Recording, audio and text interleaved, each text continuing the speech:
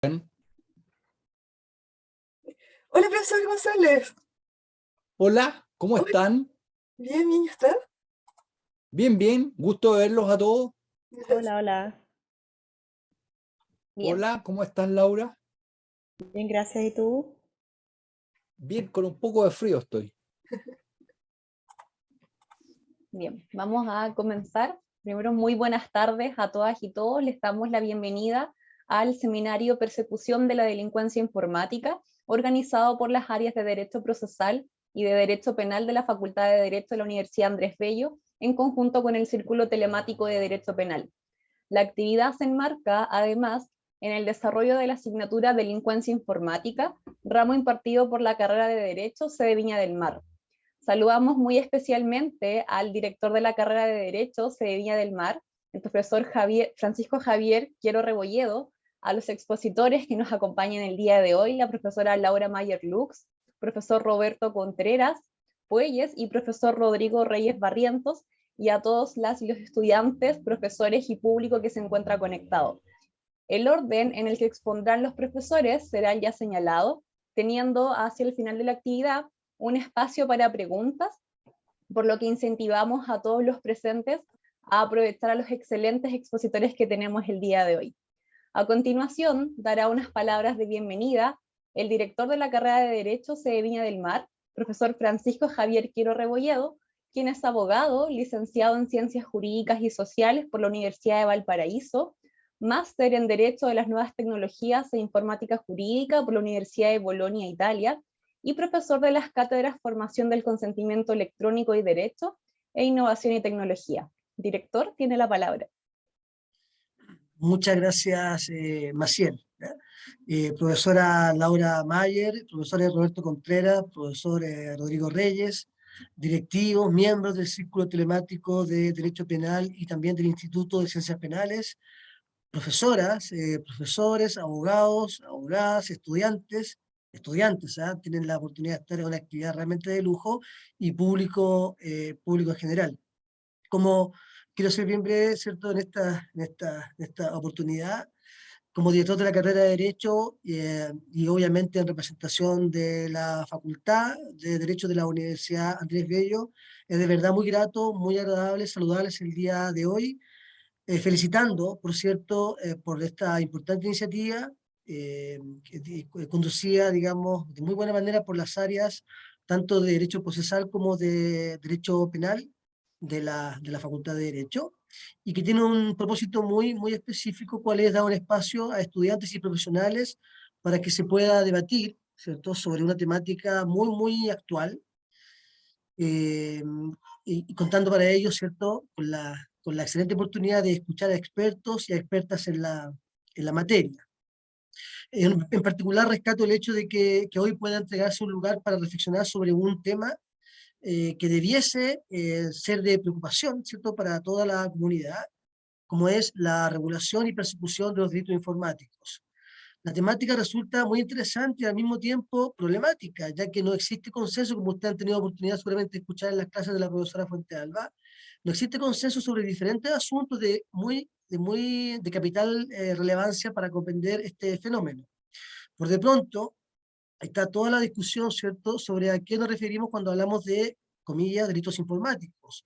Si acaso son aquellos delitos tradicionales, ¿cierto?, pero cometidos a través de un computador, o si son tipos penales diferentes que tienen como objeto material el software o el soporte lógico de un sistema informático, o incluso si acaso se trata de delitos que se cometen a través de Internet o de redes computacionales. Eso, por cierto, determinará la manera en la que enfrentamos la situación. Quizá, ¿cierto?, para su determinación sería conveniente considerar el objeto jurídico que se halla detrás y que sirve de motivo para que el legislador penal regule sobre la materia. Tal como lo ha planteado, ¿cierto?, aprovecho la oportunidad que está con nosotros la profesora Mayer, tal como ella lo ha planteado en un artículo muy destacado de su autoría, que se denomina el bien jurídico protegido en los delitos informáticos, hay efectivamente discrepancia entre los autores sobre el mismo, pudiendo considerarse la funcionalidad informática, la calidad, la pureza, la idoneidad de la información contenida en un sistema informático como apuntaba efectivamente la moción parlamentaria de la actual ley 19.223, la confidencialidad, la integridad y disponibilidad de los datos y sistemas informáticos, como sostiene el convenio de ciberdelincuencia del Consejo de Europa, entre otras varias y diversas posturas, ¿no? Materias como las mencionadas son para los penalistas razón más que suficiente para discutir sobre los delitos informáticos. Lo cierto es, como ustedes estudiantes bien han tenido oportunidad de saber, de conocer, lo cierto es, digo, que desde el año 1993 tenemos una regulación deficiente en donde en tan solo 4 artículos el legislador pretende hacerse cargo de una temática que se encuentra en una constante modificación. Poco ayuda, seguramente, que en todo este tiempo el legislador no haya hecho modificación alguna en su articulado, ni siquiera teniendo presente la suscripción por parte de nuestro país del mencionado convenio de ciberdelincuencia, también conocido como el Convenio de Budapest. Debemos, en ese sentido, celebrar el hecho de que se haya aprobado el proyecto que moderniza las normas sobre delitos informáticos y actualiza otros cuerpos normativos, el que está pendiente de firma por parte del presidente de la República. Esta norma viene entonces a derogar la actual ley, de modo de adecuar la regulación al convenio de Budapest, pero, y seguramente esto es lo más relevante, también viene a hacerse cargo de la evolución, de la natural evolución de las tecnologías, ¿no? Dando un tratamiento mucho más comprensivo del contexto en que se cometen estos ilícitos. Se pretende de esta manera subsanar la carencia de medios suficientes para su investigación y persecución, cuestión de suyo muy interesante para procesalistas y litigantes en general, ¿no? Es para todos nosotros un agrado de verdad que es un agrado y una excelente oportunidad de poder contar con los expositores que nos acompañan el día de hoy. Todos ellos expertos en sus materias, ¿no? Que nos permitirán adentrarnos en el ámbito de los delitos informáticos, además de su investigación y de su persecución, además, ¿cierto?, de los objetos que pueden verse afectados a través de la comisión de estos delitos, siempre teniendo presente que cualquiera de nosotros puede verse involucrado en esta clase de ilícitos, por lo que resulta absolutamente necesario comprender el fenómeno, ¿ya? De nuevo, muchas felicitaciones, muchas gracias por estar acá con nosotros. Gracias. Muchas gracias, estimado director. Comenzará las exposiciones la profesora Laura Mayer Lux, quien es abogada, licenciada en Ciencias Jurídicas por la Pontificia Universidad Católica de Valparaíso y doctora en Derecho por la Universidad de Bonn, Alemania. Es profesora de Derecho Penal de la Pontificia Universidad Católica de Valparaíso, vicepresidenta del Instituto de Ciencias Penales y autora de diversos artículos científicos en Chile y el extranjero, siendo una de sus líneas de investigación los delitos informáticos, materia en la que tiene diferentes e importantes publicaciones que son lectura obligatoria para todo quien esté interesado en los delitos informáticos y que la hacen una voz experta en la temática. La profesora Mayer compartirá con nosotros algunas consideraciones sustantivas del proyecto de ley de delitos informáticos. Profesora, tiene la palabra. Muchas gracias, Maciel. Quiero confirmar que se escuche bien. ¿Se escucha ¿Sí? bien? Sí. Perfecto. Bueno, quiero comenzar saludando a todos los presentes en esta actividad. Quiero agradecer la invitación que me han formulado para poder exponer el día de hoy, en especial a la Facultad de Derecho de la Universidad Andrés Bello y también al Círculo Telemático de Derecho Penal por también haber organizado esta actividad. Y muy especialmente, con mucho cariño, quiero agradecer a la profesora Valesca Fuentealba porque sé que ella ha sido la promotora de este seminario. Quiero compartir pantalla para hacer una presentación que voy a transmitir a los alumnos que están el día de hoy justamente a través de la profesora Fuentealba. Es difícil que alcance digamos, abarcar toda la presentación porque la verdad es que se podrían decir tantas cosas sobre la nueva ley de delitos informáticos, pero voy a tratar de al menos alcanzar a pronunciarme respecto de las figuras nucleares o de las más, digamos, paradigmáticas, ¿ya?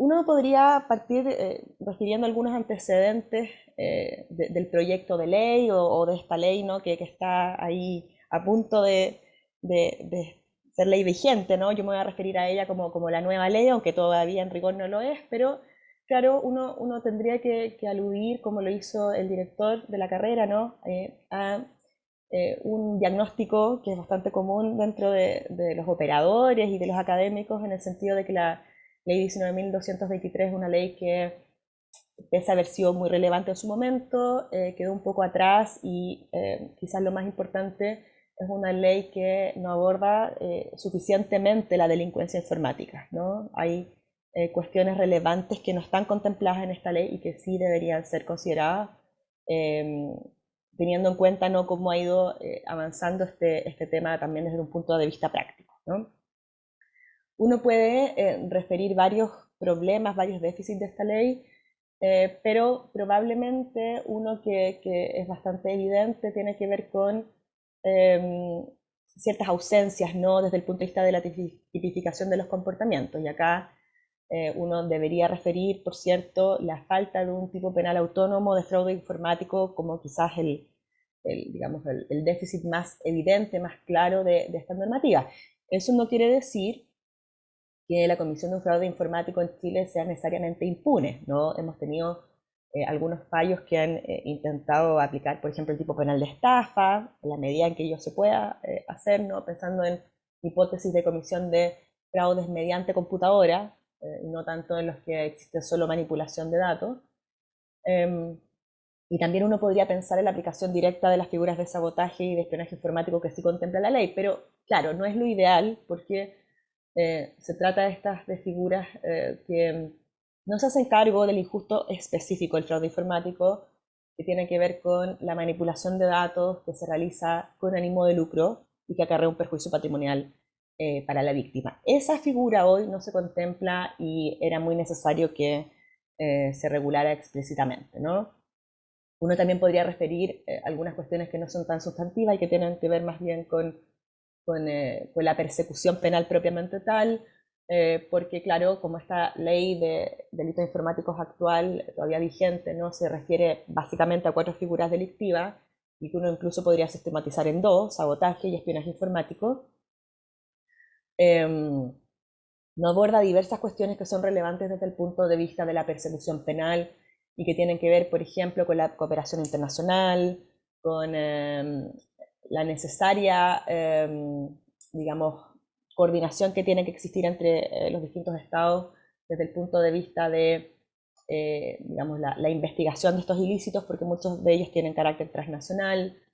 Hay un componente técnico, de dificultad técnica, que es una de las cosas que más se refiere a propósito de la pesquisa de estos delitos, y se dice, bueno, necesitamos policías que cuenten con los medios técnicos para poder investigar estos ilícitos, y eso no siempre se logra en la realidad, ¿no?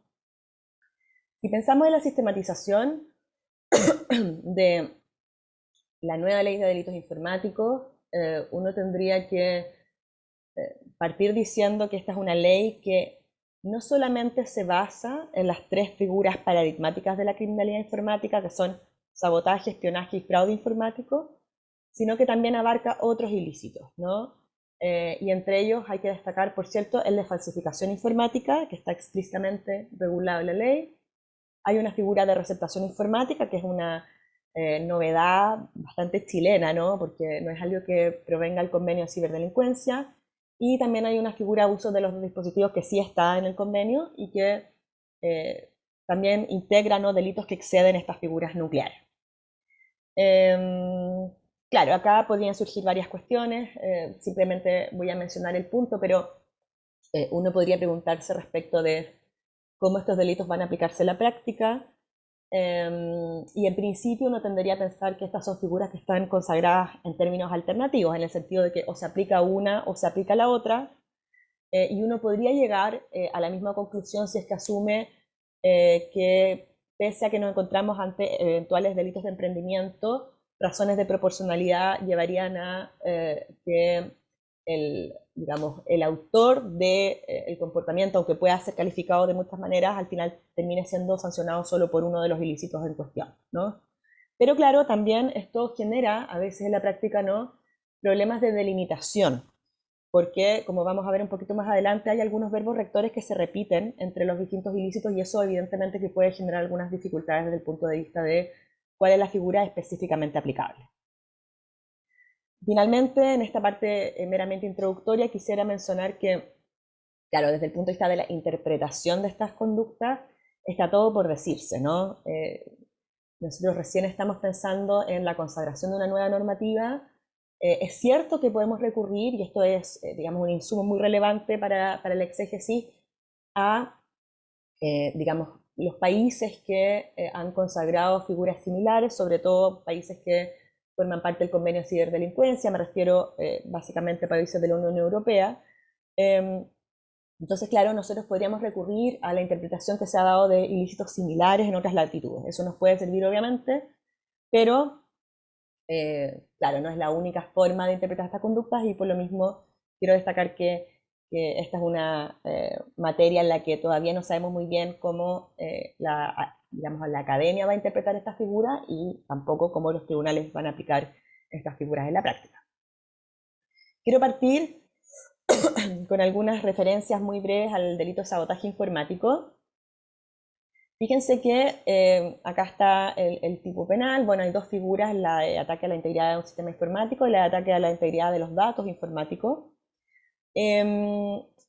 Inicialmente, o sea, en la etapa, ¿no?, de la discusión parlamentaria, la figura de ataque a la integridad del sistema informático contemplaba la expresión deliberadamente como parte del elemento subjetivo del delito, y además exigía que la obstaculización que implicaba el tipo penal se realizara en forma grave. Estos dos elementos se suprimieron finalmente del texto que ahora tendría que ser aprobado, y creo que esto, desde el punto de vista de la persecución penal, que es el objetivo de este seminario, ciertamente que puede contribuir a la aplicación de esta figura del artículo primero, porque en la medida en que se prescinde de la exigencia de un actuar deliberado, se prescinde también del dolo directo. Entonces uno podría recurrir a este argumento para decir que basta el dolo eventual para sancionar esta conducta, y luego la omisión de la referencia a la obstaculización, perdón, en forma grave. Claro, esto podría servir para fundamentar algo que yo no compartiría, pero alguien podría decir que basta una obstaculización que no sea grave para aplicar el tipo penal. Pero claro, yo creo que de todas maneras era una exigencia que quizás hasta cierto punto era, digamos, prescindible, ¿no? Porque uno podría llegar a idéntico resultado aplicando simplemente criterios de imputación objetiva, es decir, bueno, para que se castigue la conducta, esta tiene que tener una cierta entidad, ¿no? Fíjense que, sorprendentemente, en el ataque a la integridad de los datos sí se dice que es necesario que se cause un daño grave al titular de esos mismos datos, y esto, claro, contradice un poco lo que he planteado hasta ahora, porque aquí sí se, digamos, refirió explícitamente esta cláusula relativa a la entidad del comportamiento. Yo creo que pudo haberse prescindido de ella, pero bueno, se incluyó. Y además se agrega la cláusula en el sentido de que la conducta tiene que ser, digamos, realizada de manera indebida, ¿no? Esta es una clásica cláusula que genera dudas o dificultades a nivel doctrinal, porque uno ahí tendría que responder la pregunta relativa a cuándo la conducta se realiza indebidamente. Ya es una cuestión que va a tener que confirmarse también a través de la interpretación doctrinal, ¿no? Perdón. En el caso del delito de espionaje informático, creo que una de las cosas más destacables de esta figura es el hecho de que se incluye una referencia explícita a un elemento que parte de la doctrina ya decía que estaba implícito en el tipo penal, y que tiene que ver con la realización del comportamiento de espionaje sin autorización de la persona que es titular del sistema, ¿no?, o de los datos. Entonces, desde ese punto de vista, uno podría decir que esta referencia es algo que se explicita a pesar de que la doctrina ya entendía, o parte de la doctrina ya entendía, que esto estaba incluido en el tipo penal. Y luego se hace también una referencia a la superación de barreras técnicas o medidas tecnológicas. Creo que esto también es algo positivo, porque también permite dar cierta certeza a la hora de aplicar el tipo penal, y justamente aplicarlo en aquellos casos en los cuales es más o menos claro que el titular de la información o del sistema quiere excluir a terceros del acceso a los datos o al sistema de que se trata, ¿no? Entonces creo que eso es algo bastante positivo. hay sí una hipótesis de acceso ilícito, como lo denomina la ley, porque básicamente se contemplan dos figuras, ¿no? Una que uno podría denominar como hacking propiamente tal o mero hacking, y otra que tiene que ver con la idea de realizar el comportamiento con el ánimo de apoderarse o usar la información contenida en el sistema informático. Esta segunda modalidad tiene el problema que ya presenta el espionaje informático de la ley 19.223, y que es que exige este ánimo especial. Y es lo que también ha provocado que muchas veces sea difícil de aplicar el tipo en la práctica, porque si es que no se acredita la presencia de ese ánimo, entonces cae la posibilidad de imponer la sanción. A mi juicio, esto es un elemento que podría augurar una aplicación mucho más intensa de la figura que denominé hacking propiamente tal o mero hacking. Porque como en esa figura simplemente se exige un acceso ilícito sin que se demande este ánimo especial, bueno, uno podría esperar que de manera subsidiaria, si se quiere, o en caso de que no se logre acreditar todos los elementos de la segunda modalidad, entonces va a tener aplicación probablemente la primera, ¿ya? Eso es algo que hoy no se logra porque no tenemos esta figura de hacking simple o propiamente tal o mero hacking, ¿ya? Luego hay una referencia explícita al caso en que la misma persona hubiera obtenido la información y divulgado la información que logró conseguir. Y en este caso se establece una sanción agravada, es algo que también es distinto de la regulación de la ley 19.223, porque, como ustedes recordarán, en esa ley hay dos tipos penales que son distintos, el que tiene que ver con el acceso y el que tiene que ver con la divulgación. Acá se establece una especie de combinación entre esas dos alternativas y se establece, como les decía, también una sanción más elevada. Hay también una hipótesis de interceptación ilícita. No voy a profundizar mucho en ella, solamente quisiera mencionar que me parece problemática la expresión captar que se utiliza en el tipo penal, porque uno, claro, podría entender la expresión captar los datos, en este caso, como simplemente leer los datos. Y entonces ahí surge la duda relativa a cómo vamos a diferenciar esa hipótesis particular de interceptación ilícita con el acceso ilícito, ¿no? Porque en el acceso ilícito también podría haber una captación de datos si es que entendemos captar como leer. Entonces, creo que podría ahí haber un eventual riesgo de confusión entre esos dos tipos penales. Algo hay que decir del fraude informático. Esta es probablemente la máxima novedad de esta ley, o la figura que todo el mundo estaba esperando. Esta es una figura que se regula muy en la línea de la tipificación de la estafa del Código Penal, ¿no? De la forma en que se regulan las defraudaciones, especialmente en el artículo 467 del Código, y que hacen depender la pena del perjuicio causado. Lo mismo pasa acá, ¿no? Entonces uno podría decir que esta es una figura que funciona como una especie de espejo o de, digamos, tipo paralelo al de las estafas, pero con la diferencia de que acá lo que se tiene que realizar básicamente es la manipulación de datos con este perjuicio patrimonial y además con lo que dice la ley, la finalidad de obtener un beneficio económico, ¿no? La verdad es que en lo personal hubiese preferido que se aludiera directamente al ánimo de lucro, porque el hecho de referir la finalidad de obtener un beneficio económico podría llevar a pensar que en realidad lo que hace el legislador es simplemente hacer una referencia al dolo, ¿ya?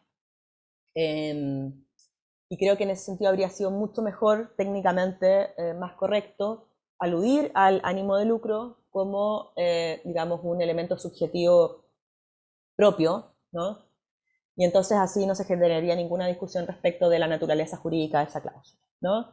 Hay una referencia también a el hecho de lograr ese beneficio para sí o para un tercero. Con esto se logra colmar la posible alguna punibilidad que podría generarse si es que no se aludiera al lucro ajeno.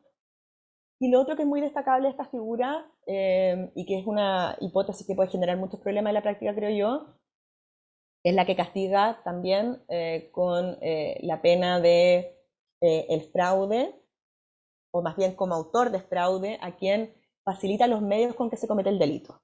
Aquí claramente se está elevando a la categoría de autoría una hipótesis que es de participación delictiva, pero es algo que yo creo que se veía venir porque, por ejemplo, con ello uno podría hacerse cargo del denominado fenómeno de las mulas, ¿no? Sujetos que, por ejemplo, facilitan sus cuentas corrientes para que los dineros que, por ejemplo, son traspasados ilícitamente desde una cuenta corriente a otra por medios electrónicos o informáticos, bueno, vayan a parar a esa cuenta que muchas veces opera como intermediaria, ¿no? En la actualidad es muy difícil lograr algo así. Yo diría que con la ley 19.223 es imposible. Y por lo tanto, claro, es evidente que el propósito de esta ampliación de la punibilidad apunta a recoger ejemplos como ese.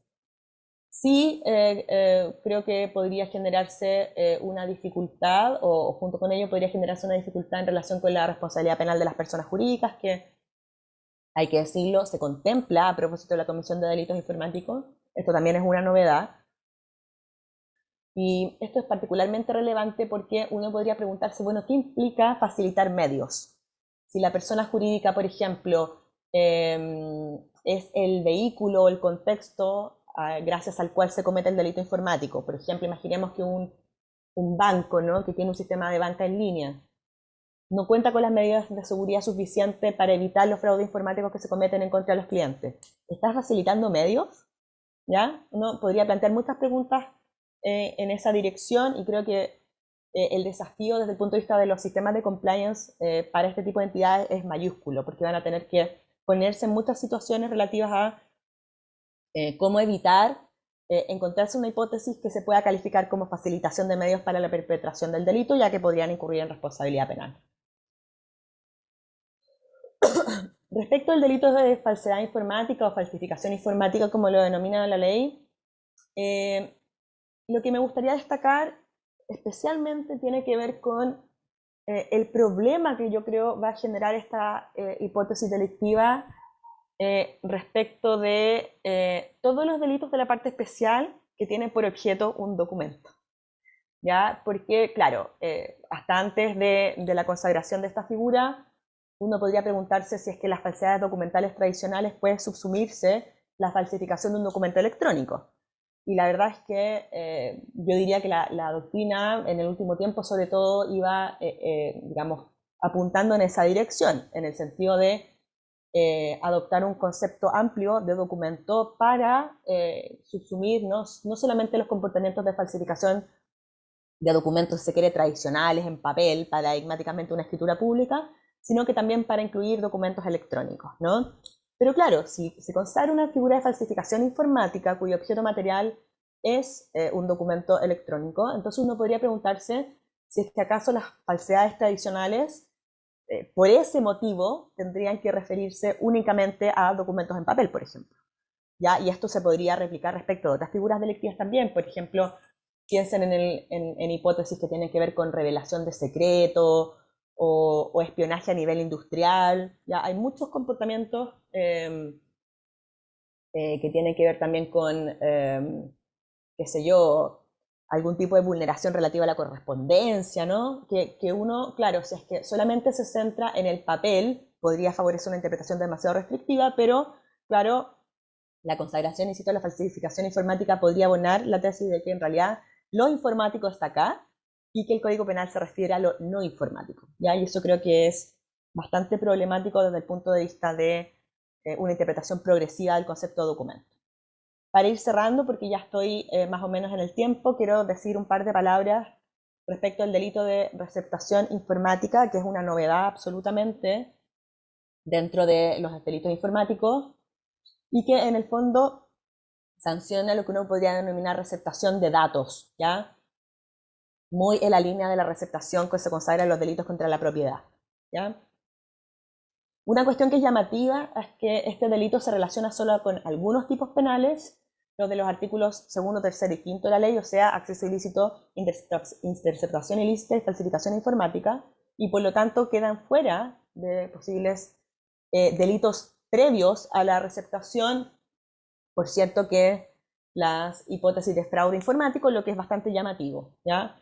Pero me imagino que eso tiene que ver con que el legislador probablemente pensó que con el fraude informático no se iba a, digamos, crear algún tipo de dato o documento que pudiera servir de delito previo a la receptación. Pero es una cuestión que uno podría entrar a discutir, ¿ya? Yo creo que habría sido mejor incluso para irse a la segura, ¿no? Simplemente hacer referencia a los demás delitos informáticos y no limitar el punto solamente a algunos de ellos, ¿ya? Nuevamente hay acá responsabilidad penal de las personas jurídicas, y esto creo que puede ser sumamente delicado porque la receptación informática contiene particularmente el comportamiento consistente en almacenar datos que provengan de algunos de los delitos que operan como delito previo. Esto puede ser sumamente problemático en situaciones como la siguiente. Imagínense ustedes que el trabajador de una empresa ha llevado a cabo un espionaje informático en una empresa en la que trabajó previamente, y luego esa información la almacena en la empresa en la que trabaja en la actualidad.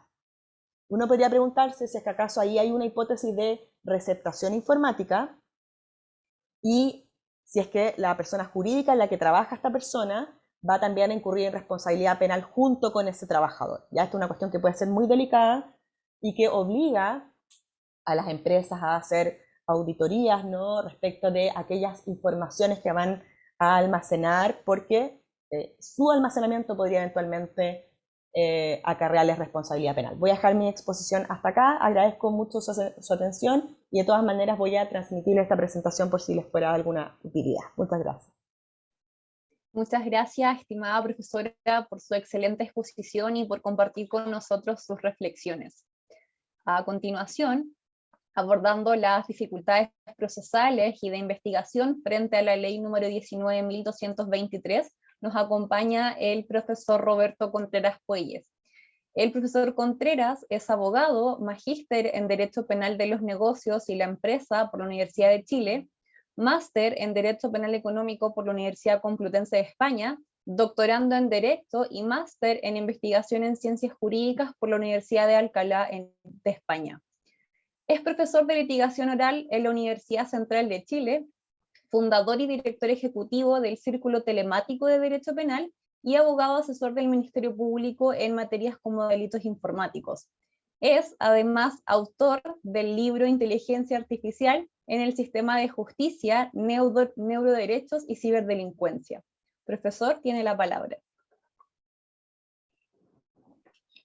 Muchas gracias. Bueno, quisiera sumarme también a los agradecimientos por la invitación del profesor Francisco Quiero, también por la organización de Valesca, Maciel, bueno, y todo el equipo que está acá, y también con respecto a los brillantes expositores, tanto mi vicepresidenta del Instituto de Ciencias Penales, doña Laura Mayer, y el profesor Reyes. La parte que me invitó a desarrollar Valesca tiene que ver con el ámbito precisamente de la persecución penal, y creo que de alguna manera me lo adelantó. En algún momento de mi historia laboral fui parte del primer nombramiento del año 2017 como fiscal especializado en ciberdelincuencia de la Fiscalía Oriente, mientras estaba a cargo de la coordinación de la Unidad de Delito Económico. Por lo tanto, van algunos aspectos que tienen que ver con de qué manera tratamos de incorporar al conflicto penal estas normas de la ley de delitos informáticos, que son sustantivas y que nos traen aparejadas normas procesales especiales, intrusivas incluso, a la realidad de nuestro sistema de persecución penal. Y de alguna manera vamos a desarrollar algunos casos prácticos y cómo lo pudimos abordar, y luego vamos a hacer también un análisis de qué es lo que se viene con esta nueva ley que está en poder del Poder Ejecutivo, luego del control que hizo el Tribunal Constitucional, y que también estamos esperando con ansia. Debiera ser esta semana ya la promulgación, la publicación, y dentro de estos próximos días. Entonces, lo primero que quisiera decir y hacerme cargo también de lo que dice la profesora Laura Mayer es que tenemos una ley de delito informático antigua, ya esto de un consenso, no solamente en los que nos dedicamos a esto, sino que en todos los operadores del sistema, y que también tiene una consecuencia lógica que tampoco está adaptada, como dije antes, a partir de esta premisa a nuestro sistema de persecución penal. Es una realidad, por ejemplo, veo aquí que hay alguien relacionado con el Departamento de Cibercrimen. Por ejemplo, en materia de policía de investigaciones, existen 5 departamentos de ciberdelincuencia, por tratar de enumerarlos dentro del territorio nacional, por lo tanto no existen a lo largo y ancho de nuestra faja de tierra personal por lo menos especializado que se dedique a este fenómeno delictual. Lo mismo pasa con la Fiscalía Nacional. Existen fiscales de tramitación preferente, pero no exclusiva con respecto a este fenómeno de cibercriminalidad que puede abarcar incluso grandes asociaciones ilícitas y también de carácter transnacional. Oye, tenías razón, es Seba Sualdo, ¿está bien lo que hizo la Isabel? Hola, por favor, ¿pueden silenciar sus micrófonos quienes no sean el profesor Contreras? Gracias. Entonces tenemos esa realidad. Y antes de entrar a nuestra realidad chilena, de cómo hemos aplicado en definitiva esta norma antigua y cómo también pretendemos aplicar a propósito de este nuevo texto legal, quisiera de alguna manera poner bajo sus ojos cómo se abordan los fenómenos de delincuencia informática en uno de los países más tecnologizados que es China, a propósito no solamente del tratamiento de la ciberdelincuencia, sino que lo que hablaba el profesor Quiero de la delincuencia denominada común en que se utilizan soportes informáticos. Y si nosotros vemos, comparado con nuestra realidad nacional, China invierte a través de sus empresas de tecnología, que están ligadas principalmente a nutrir de información, según se dice, tanto por Estados Unidos, también por organizaciones internacionales, al gobierno chino, tiene casi un tercio, eventualmente, un poco más, de lo que se invierte en fiscalización tecnológica, en todo el manto de seguridad tecnológica, comparado con lo que se invierte en todo el mundo. Por lo tanto, ya tenemos cierto parámetro, en definitiva, que determinados países donde el avance tecnológico incluso es seguido por grandes empresas tecnológicas como por ejemplo Facebook, Uber, a través de los tratamientos de información, que es materia que va a abarcar el profesor Reyes, es claramente incomparable con lo que nosotros aportamos para el sistema de análisis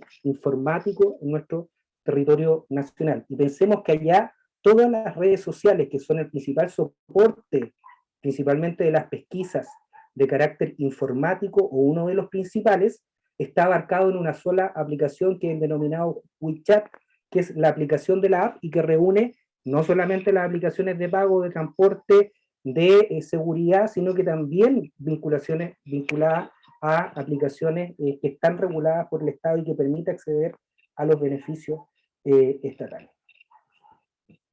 En nuestro territorio nacional, si vemos de qué manera o cuál es la injerencia del fenómeno de los ataques informáticos, vemos que en Chile ocurre un ataque informático cada 70 segundos. Y esto afecta no solamente el sistema de tratamiento de la información, de grandes sistemas de tratamiento de información, sino que también a nosotros como particulares usuarios de estos sistemas de tratamiento de información. Nos sitúan casi dentro de los top 5 a nivel iberoamericano.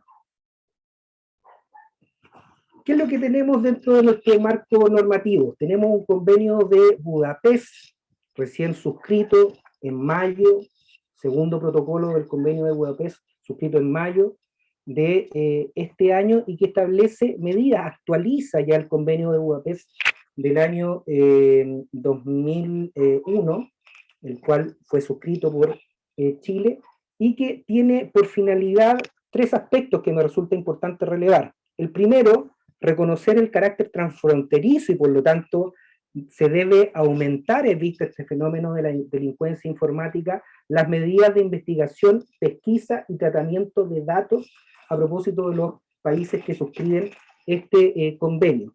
Luego también reconoce que los sistemas de pesquisa deben respetar los derechos fundamentales y los tratados internacionales ratificados por cada país que puedan afectar principalmente el derecho a la privacidad de los usuarios o las personas. Y en tercer lugar, hablando y tomando en consideración que este delito tiene un carácter transfronterizo, favorecer las medidas de cooperación internacional en materia de pesquisas, principalmente en materia de investigación. Esto es proveer a través de todos los partícipes, los miembros, países partícipes de este convenio, mecanismos que tiendan a cooperar en definitiva con investigaciones de otros países, tomando en cuenta que, por ejemplo, servidores sobre los cuales se proveen estos hackers malignos para desarrollar estos delitos informáticos pueden estar situados en diferentes partes del mundo, o distintos partícipes de estos delitos pueden también estar situados en diferentes partes del mundo. Y me parece interesante, dentro de las medidas de cooperación reforzada que trae el segundo protocolo del convenio de Budapest, por ejemplo, la cooperación directa de los prestadores de servicio de divulgación de los datos abonados. En Chile se eliminó, a través del proyecto de ley que ya hizo alusión la profesora Laura Mayer, que está próximo a entrar en vigencia, la mención que se hacía al artículo 219, esto es que le permitía al Ministerio Público requerir directamente a las empresas proveedoras de telecomunicaciones, en definitiva, los que son encargados de proveer el sistema de Internet a nuestro país, entregar de manera directa, a través de un requerimiento de información, los datos de abonado y las direcciones IP de estas personas. Y se eliminó esa mención que hacía inicialmente el proyecto de ley, y en definitiva, la mención a esta no sabemos si nos va a dejar dentro de un manto de imposibilidad de requerir directamente por parte del Ministerio Público, a pesar de que la Convención de Budapest habla de fiscales y también autoridades judiciales, y que en definitiva debiéramos pedir para requerir estos insumos básicos, a lo mejor una autorización judicial, entendiendo que pueden ser datos que proveen de información relevante de un sistema de tratamiento de información. En definitiva, va a ser una materia a elucidar cuando se aplique necesariamente este nuevo proyecto de ley de delitos informáticos. Y luego, otros elementos importantes en materia de desarrollo del convenio de Budapest, en su segundo protocolo, está en la realización de equipos conjuntos de investigación e investigaciones conjuntas. Esto es, entendiendo que el fenómeno de la ciberdelincuencia es un fenómeno transfronterizo, depende en muchos casos el éxito de la investigación en desarrollar mecanismos de cooperación entre diferentes países. Este sistema de cooperación, que se denomina, por ejemplo, en materia de lavado activo, reglas de viaje, permite que la persecución de los delitos, al igual que como existe en materia de delitos sexuales, permitan establecer la territorialidad de la persecución penal cuando existe algún determinado punto de vinculación con esta cadena de estructura delictiva, o sea, si existe un eslabón que se comete dentro del territorio nacional de esta cadena de producción del delito informático, es en definitiva competente para pesquisar, investigar y castigar estos delitos a la autoridad nacional que corresponde a ese determinado punto donde arriba esta comisión del delito. Por eso se le denomina reglas de viaje o puntos de salto en algunos casos. Luego, en materia de protección de datos personales, va a ser materia de referencia del profesor Reyes, es importante desarrollar el ámbito del periodo de conservación de los datos con los cuales se puede proveer una investigación. El convenio de Budapest habla que en casos de datos de dominio, esto es, determinada cuenta de Internet pertenece, por ejemplo, a Roberto Contreras, y Roberto Contreras utiliza determinada IP, deberá resguardarse e incluso entregarse dentro de un plazo de 20 días. Y si tiene información de tráfico, el país que suscribe este convenio de Budapest tiene que entregarla al país requirente dentro de un plazo de 45 días. ¿Qué dice el nuevo proyecto de ley? Que el fiscal podrá solicitar la conservación de estos datos en un periodo no superior a 90 días, ampliable a 180 días, mientras consigue la debida autorización judicial para mandatar a esta empresa proveedora del determinado servicio para que provea mediante esta autorización judicial los datos requeridos, ya sea de dominio o eventualmente de tráfico de estas telecomunicaciones UIP que permita pesquisar este delito informático. ¿Qué es lo que sucede actualmente si quisiéramos investigar un delito informático de gran envergadura, como los que se denominan de carácter transfronterizo, o algún delito común, por ejemplo, fraude informático, que son los que se hizo alusión, por ejemplo, en el artículo 7? No existen normas procesales especiales en la actual ley 19.223 que permita desarrollar técnicas especiales para este fenómeno delictual.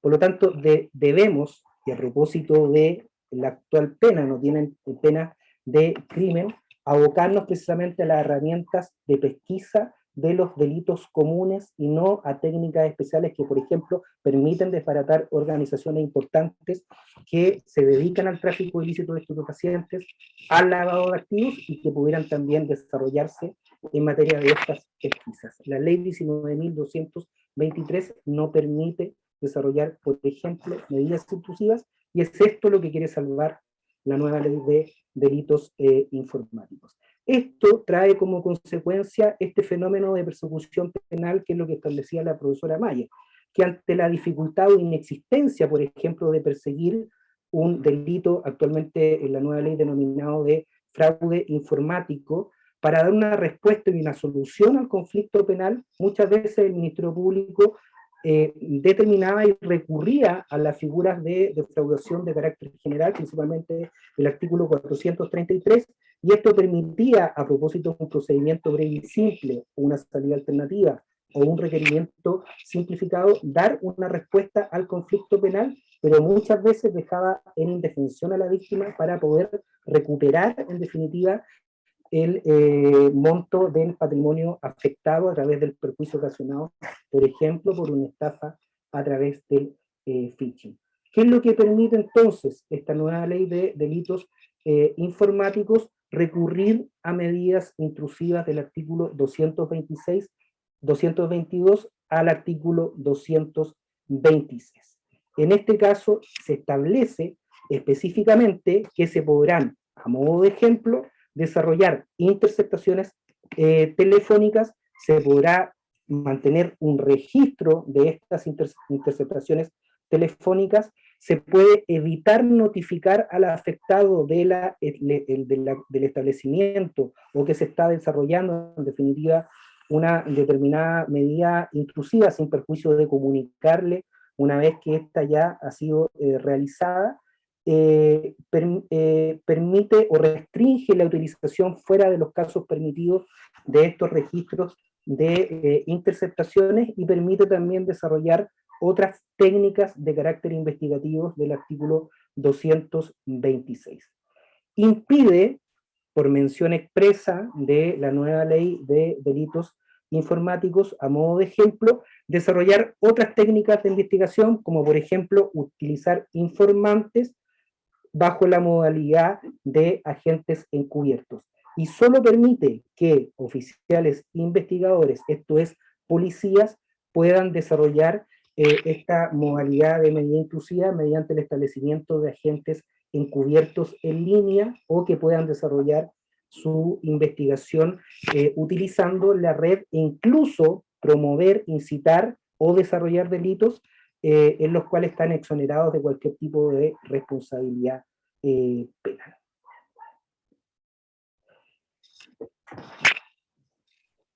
Sin perjuicio de estas modificaciones legales, el ámbito, por ejemplo, de desarrollar este tipo de técnicas de investigación de agentes cibernéticos, ya de alguna manera se había abordado este fenómeno a propósito de este fallo de la excelentísima Corte Suprema.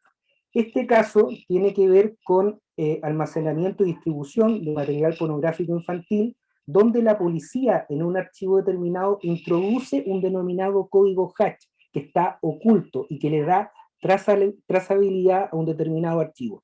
Lo introduce en la red, se produce el tráfico de estas imágenes de este archivo y este código permite pesquisar hasta dónde llega, hasta qué usuario llega, y permite identificarlo a través de una determinada código o identificación IP. Y esta identificación IP se solicita un requerimiento de información a la determinada empresa telefónica y provee los datos del usuario, y eso permite, a través de las técnicas normales, solicitar una entrada y registro. Lo que dice la Corte Suprema en este caso, que esta pesquisa previa que se da a través del soporte informático, en este caso un distribuidor de red peer-to-peer, que era Emule en ese tiempo, similar, por ejemplo, a los archivos de tráfico de música que se desarrollaron posteriormente, dice que el hecho de llegar hasta esa puerta sin determinar la persona que está usando, en definitiva, ese archivo, por lo tanto, no afectando su privacidad, el llegar hasta la puerta, y que permite identificar cuál es el número de esa puerta, esto es el código IP, no afecta en definitiva la privacidad, y se permite en ese caso realizar las pesquisas necesarias que den la identificación de ese determinado rango de IP, y de ahí se permiten desarrollar las actividades comunes que las policías, y que permiten, antes de esta ley, desarrollar técnicas, por ejemplo, o autorización de entrada y registro a ese determinado domicilio. Otro caso que me parece importante también tiene que ver con las pesquisas que desarrolla la policía actualmente a través del uso de redes sociales. Y esto es importante a propósito de lo que se puede tratar en materia de privacidad. La información, dice este fallo, que uno impulse a las redes sociales, en este caso un perfil Facebook, no, y si la policía en definitiva se introduce a este perfil Facebook que es público, no afecta el manto de privacidad, pues en definitiva no hay intromisión o afectación a este derecho a la privacidad, porque de alguna manera cede esta expectativa razonable de privacidad a favor de la pesquisa y persecución de esta tipología de delitos. Y luego, para efectos, me interesa de las pesquisas penales.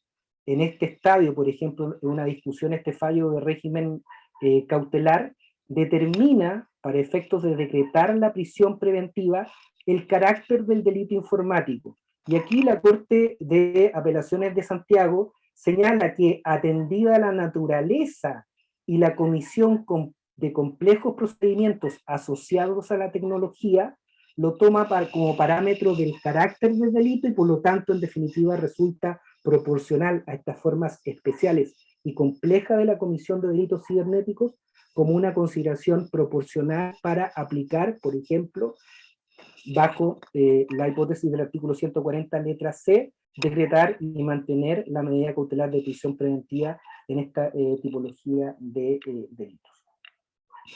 Finalmente me quisiera abocar a dos fallos de control del Tribunal Constitucional.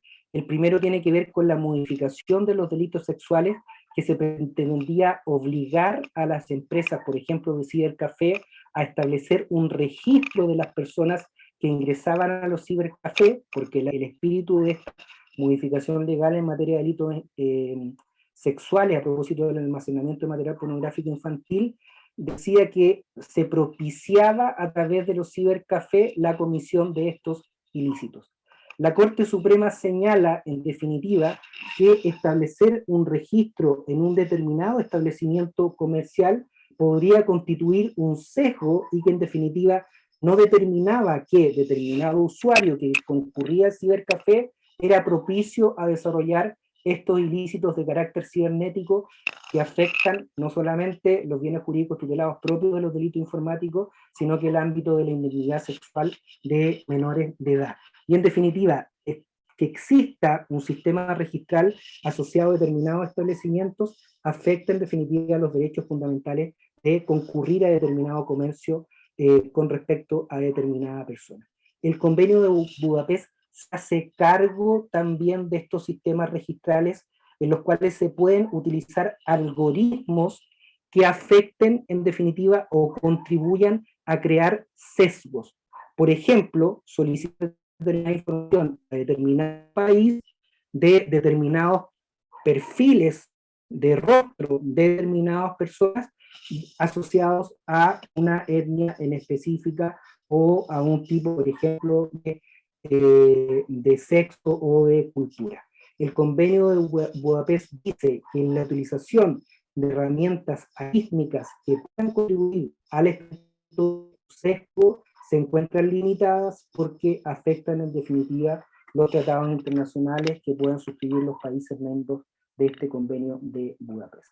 Y finalmente, con respecto a la facultad que tiene el fiscal a propósito de la nueva ley de establecer un sistema de preservación de evidencia digital o de mecanismos probatorios para nutrir la investigación que va a llevar el Ministerio Público, establece el fallo de control de constitucionalidad de la nueva ley de delitos informáticos, que entregarle esta facultad normativa a un instrumento de carácter administrativo que esté a cargo del Ministerio Público, en definitiva, debe observarse con cuidado, porque la afectación de la privacidad tiene un contenido constitucional, incluso supraconstitucional, y solamente podría verse regulada y limitada, o en definitiva establecer una orgánica con respecto a la preservación de evidencia digital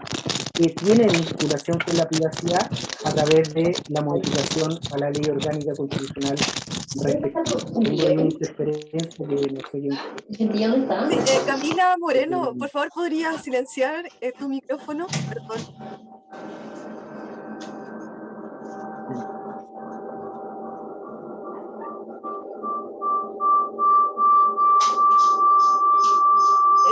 Roberto, voy a reclamar. Gracias. Ya. Eso, entonces lo que quería finalizar con este último análisis del fallo del Tribunal Constitucional de la ley que está a puertas de salir, es precisamente que advierte al Ministerio Público el hecho que entrar a regular estas materias en cuanto a la preservación de evidencia digital y conservación de datos que pueden afectar la privacidad debe hacerse con cuidado en vista del principio de supremacía constitucional y tomando en cuenta claramente el aseguramiento del derecho constitucional a la privacidad de estos datos, que en definitiva deben solamente limitarse a propósito de una norma de rango legal. E incorpora esta advertencia que ya está en el segundo protocolo del convenio de Budapest de este año, es que en definitiva se considera como ilegítima la utilización fuera del ámbito de persecución penal. Por ejemplo, en investigaciones de carácter administrativo, que pueden llevar de manera paralela con una investigación penal, no se podrán utilizar mecanismos de preservación de datos bajo el amparo de esta norma y por lo tanto no se podrán utilizar en investigaciones administrativas de carácter paralelo o disciplinaria esta información, que solamente tiene exclusividad para fines de persecución penal. Eso es lo que quería, que traía a colación a propósito de la persecución penal, cómo se han llevado la investigación hasta el día de hoy, y agradezco finalmente la invitación y la atención de todo el público, y quedo atento a las preguntas o comentarios que puedan realizar al final de este seminario. Muchas gracias, profesor, por su presentación y por compartir con nosotros sus opiniones. Aprovecho de recordar a los asistentes que pueden plantear sus preguntas, indicando al expositor al que las formulan, con el objeto de que podamos seguir debatiendo estos temas tan sensibles y tan importantes. Siguiendo con la reflexión sobre los delitos informáticos, presentará sus reflexiones el profesor Rodrigo Reyes Barrientos. El profesor Reyes es abogado, licenciado en Ciencias Jurídicas y Sociales por la Universidad Austral de Chile, magíster en Derecho de la Empresa por la Pontificia Universidad Católica de Chile y diplomado en Protección de Datos Personales por la Universidad de Chile. Es profesor del área de Derecho Procesal de la Facultad de Derecho de la Universidad Andrés Bello y es abogado asesor de la Convención Constitucional en las unidades de Transparencia e Integridad Pública y de Asesoría Jurídica. Fue, además, abogado jefe de la Unidad de Defensa Judicial del Consejo para la Transparencia y abogado jefe de la Procuraduría de Corte Suprema y Tribunales Superiores del Consejo de Defensa del Estado. el profesor Reyes nos hablará sobre datos informáticos y su vinculación con datos personales. Profesor, tiene la palabra. Ahí sí, muchas gracias, Maciel. Muchas gracias a la universidad por la invitación y al Círculo Telemático también por haber organizado esta actividad. Necesito que me den, por favor, ahí está, que me den permiso para poder compartir, pero ya se habilitó. Bien. Dicho lo anterior, quiero hablarles brevemente de la vinculación que existe entre datos informáticos y datos personales. Quiero aclarar previamente que mi expertise no es el derecho penal, sino más bien el mundo de la protección de datos personales, al cual me acerqué, conocí y, comillas, me enamoré mientras fui jefe de defensa judicial del Consejo para la Transparencia. Y desde ahí siempre he estado estudiando este tema que me apasiona. Bien, pero hoy día, con ocasión de esta nueva ley que esperemos que dentro de los próximos días, ojalá ya las semanas que vienen, sea promulgada y publicada, es necesario hablar de la vinculación que existe entre los datos informáticos y los datos personales. De partida, un dato informático, o más bien en informática, un dato tiene una significación distinta a cómo lo entendemos o cómo está definido que es un dato personal. Según una definición, digamos, de diccionario de qué es un dato informático, se señala que es información dispuesta de una cierta manera para efectuar un tratamiento mediante una computadora. En consecuencia, desde el punto de vista de la informática, los datos requieren siempre una interpretación para convertirse luego en información usable, ¿ya? Entendiendo que información es un conjunto organizado de datos que están procesados y que nos entregan un mensaje.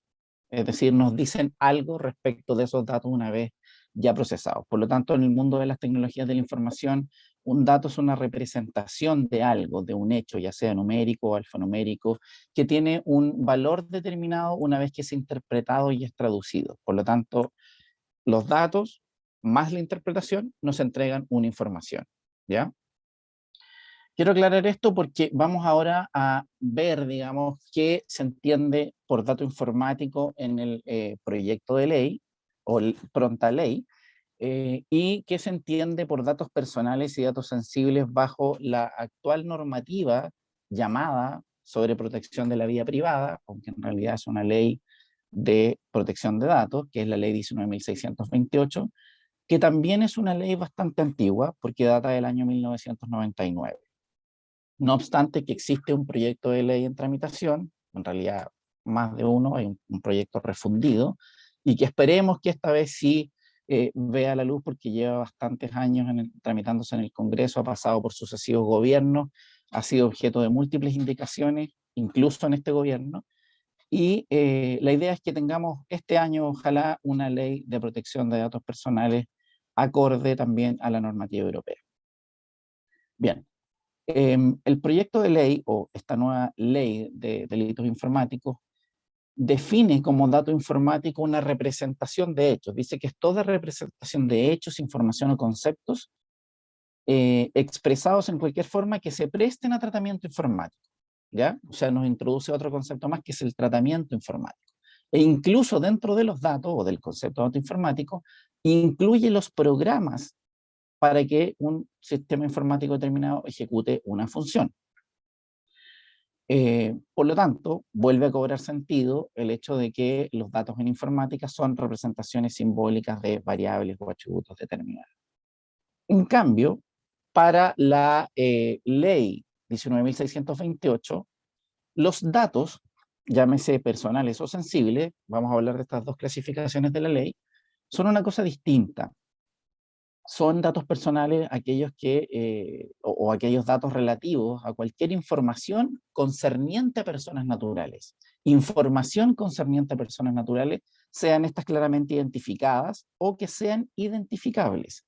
Mientras que los datos sensibles son, por cierto, una categoría de datos personal, pero especialmente protegidos, porque son datos personales que se refieren a características físicas o morales de las personas, o a hechos o circunstancias de su vida privada o de su intimidad, tales como hábitos personales, origen racial, ideologías, opiniones, etcétera, estados de salud, físicos, psíquicos y la vida sexual. En consecuencia, la primera aclaración es que esta ley 19.628 se aplica a las personas naturales, ¿ya? No obstante que hay un par de fallos de la Corte Suprema que en votaciones divididas han terminado aplicando la ley 19.628 a personas jurídicas, pero básicamente a propósito de temas que tienen que ver con información comercial de estas empresas o DICOM o temas de facturas o protestos de documentos bancarios. Sin embargo, la ley de protección de datos se aplica a las personas naturales, ¿ya? Bueno, visto estos dos conceptos, tenemos que pareciera ser que hay una asimetría o hay una dicotomía o una lejanía entre uno y otro, que es un dato informático y que es un dato personal o que es un dato sensible. Sin embargo, eso no es así, porque los datos informáticos pueden ser datos personales, en tanto, digamos, se trate de representación de hechos, informaciones o conceptos que digan relación con datos de personas naturales que son identificadas o identificables, ¿ya? Y también pueden no serlo, si es que estos datos pertenecen a personas jurídicas. Un ejemplo de eso es la dirección IP que utilizamos nosotros, por ejemplo, en este momento, nuestra dirección IP que identifica, digamos, un dato de navegación. ¿Ya? Desde qué computador nos estamos conectando, cuál es la dirección que estamos utilizando, y por ende puede llegar a ser identificable a una persona determinada, no obstante que la dirección IP no tenga un nombre, digamos nombre, apellido o un root, sí está asociada a una conexión determinada cuyo titular es contraparte en un contrato de prestación de servicios de Internet con una empresa de telecomunicaciones. Por lo tanto, sí identifica o podría llegar a identificar a una persona. Los datos de tráfico o de navegación también son datos personales e incluso podrían llegar a ser datos sensibles, toda vez que revelan hábitos de navegación en Internet. Es decir, qué páginas frecuentemente yo utilizo, por ejemplo, qué fotografías descargo, cuáles son mis gustos de navegación en Internet, qué es lo que más visito, qué es lo que leo, qué contenidos descargo. Por lo tanto, esos datos de tráfico también revelan información que concierne a una persona natural identificada o identificable, y en este caso diría relación con un hábito personal. Por lo tanto, podría ser catalogado también como un dato informático. Ahora, la ley no habla o no define, esta nueva ley, qué se entiende por tratamiento informático. Utiliza, vamos a volver a la primera, utiliza, digamos, el concepto de tratamiento informático cuando define dato informático, pero luego no contiene una definición específica de tratamiento informático. Sin embargo, alude en varias de sus disposiciones, por ejemplo, cuando define qué es un sistema informático, señala que es aquel cuya función o alguno de esos elementos sea, de nuevo, tratamiento automatizado de datos en ejecución de un programa. Y aquí agrega la palabra automatizada. Y luego, cuando se define qué es el prestador de servicio, dice que es una entidad pública o privada que ofrece a los usuarios de sus servicios la posibilidad de comunicar datos informáticos. O sea, eso es igual a hacer tratamiento informático, pero no hay una definición. Sin embargo, si hacemos la comparación con la Ley de Protección de Datos Personales, esta ley sí define, y el proyecto de ley que va a reformar la ley 19.628 también recoge una definición de tratamiento de datos personales, y también, por cierto, se aplica a los datos sensibles.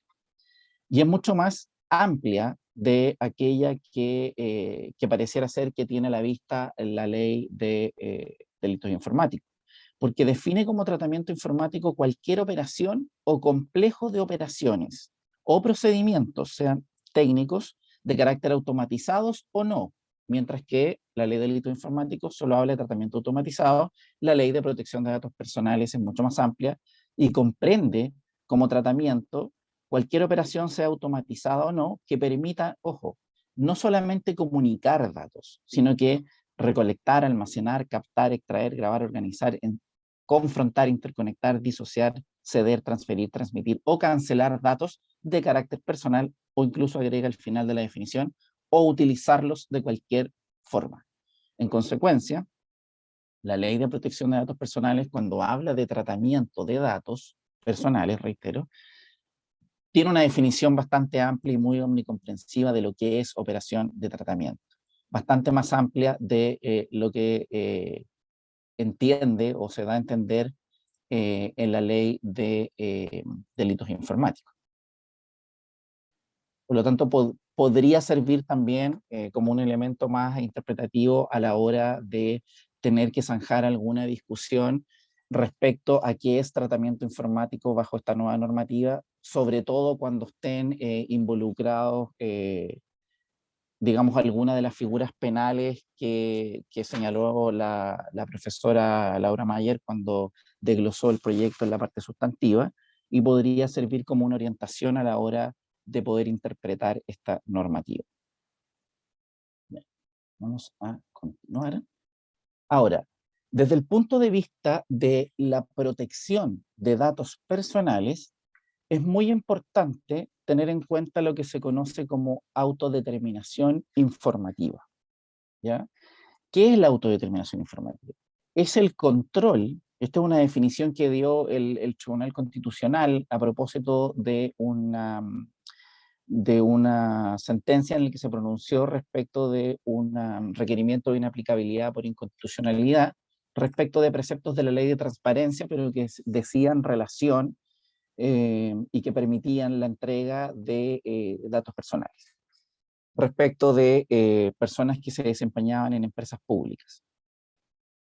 El Tribunal Constitucional dice que la autodeterminación informativa, y lo hace recogiendo también lo que había entendido por tal el Tribunal Constitucional alemán, el control que las personas tienen sobre sus datos, y señala que comprende el derecho a saber sobre la existencia de ficheros o archivos de registro de información, que no se base de datos o banco de datos de carácter personal, sean estos públicos o privados, conocer y acceder a cualquiera de sus finalidades, quiénes son sus responsables y de qué manera las personas pueden conocer los datos contenidos en estos archivos. Es decir, el derecho aquí viene a materializar lo que se entiende como los derechos ARCO, que están contenidos en la ley 19.628, derecho de acceso, derecho a rectificación, de cancelación, de oposición, y habría que comprender también el derecho a la portabilidad, que va a ser consagrado en la modificación legal de la ley 19.628. En síntesis, entonces, esta autodeterminación informativa es un poder de control sobre nuestros datos personales, sobre el uso, sobre el destino, sobre quién los almacena, por qué los tiene, cuánto tiempo, y, por cierto, también poder impedir el tráfico ilícito y lesivo para las personas, sea para su dignidad, sea para los propios datos personales, sea para la privacidad. Sin embargo, quiero hacer referencia acá a la ley 21.096 de reforma constitucional, que viene en el año 2018 a modificar el artículo 19, número 4 de la Constitución, que antes solo consagraba el derecho a la vida privada y la honra de la persona y su familia. Y lo que hace esta reforma constitucional es agregar un nuevo derecho fundamental, que es la protección de sus datos personales, agregando la Carta Fundamental que el tratamiento y la protección de estos datos se efectuará en la forma y condiciones que determine la ley. Es decir, deja de cargo de la ley, nuevamente principio de reserva legal, la regulación del tratamiento de los datos personales. Y lo adelanto porque tiene relación con una disposición que está contenida en esta nueva ley de delitos informáticos, a la cual aludió en su locución el profesor Contreras, y simplemente yo voy a ahondar en un tema más adelante. En consecuencia, a partir de la modificación introducida por la ley 21.096 a la Carta Fundamental, nace un nuevo derecho fundamental, que es independiente y que es autónomo a la vida privada, ¿ya? Usualmente antes, todos los conflictos que decían relación con datos personales, desde el punto de vista constitucional, sobre todo en materia de recursos de protección, se terminaban anclando en la protección de la vida privada o de la privacidad.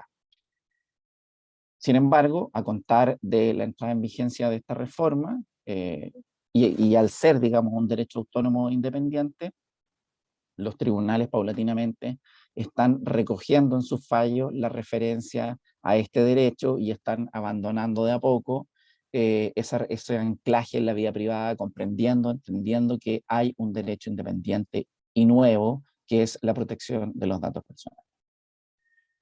Ahora, voy a conectar, digamos, esta protección de datos personales con una disposición bastante interesante de esta nueva ley de delitos informáticos, que es básicamente la disposición que alude a la preservación provisoria de datos informáticos y que introduce un nuevo artículo 218 bis al Código Procesal Penal, donde señala que el Ministerio Público, con ocasión de una investigación penal, y eso es muy importante, con ocasión de una investigación, puede requerir a cualquier proveedor de servicio conservar la protección de los datos informáticos que estén incluidos en un sistema informático hasta obtener la autorización judicial para su entrega. Esto es importante porque, en definitiva, resguarda dos bienes jurídicos. Por una parte, la persecución y el éxito de la investigación penal, para efectos de que los datos sean preservados o conservados, pero también resguarda la protección, en el caso que se trate de datos informáticos de carácter personal, la protección de datos, y resguarda también otros bienes jurídicos como la privacidad de la persona, porque requiere que exista autorización judicial para proceder a la entrega y establece un plazo de conservación de 90 días. Esta es una nueva atribución para el Ministerio Público. Fue objeto también de pronunciamiento en la sentencia de control preventivo de este proyecto de ley por parte del Tribunal Constitucional, a la que se refirió el profesor Contreras. Y en esto sí me quiero detener porque dice relación con la facultad del fiscal nacional de dictar instrucciones generales, que está contenida esta facultad en el artículo 14 de esta nueva ley.